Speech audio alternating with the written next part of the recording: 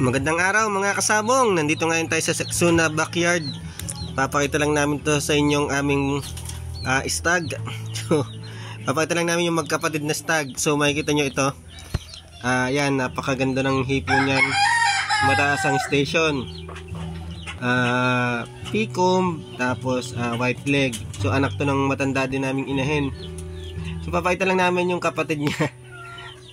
Naiwan. So ito sobrang laki niya. Ginagamit na nga naming brood stag. Pinababa namin sa inahin. Ayan, so pang hardening na rin. So tingnan niyo yung kapatid niya, yung kabats niya naiwan. Sobrang laki nitong isang to. So ito mga kasabong yung natin, yung kapatid mismo ng puti na nakita nyo, wala pa halos tahid. Tapos bata pa siyang tingnan, hindi pa tumitilaok, lalong hindi pa lumalaban.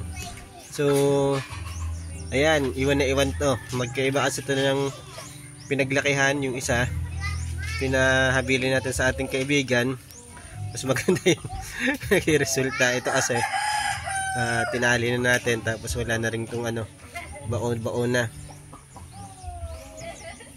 Ayan. So yun lang, sinare lang namin mga kasabong. So yan, lumalabas talaga yun sa breeding natin. Magkakaiba yung mga size ng kapatid. Talagang merong malaki. So ika nga yan yung alpha. So ito, yan yung example. Pero to, hindi hahabol to.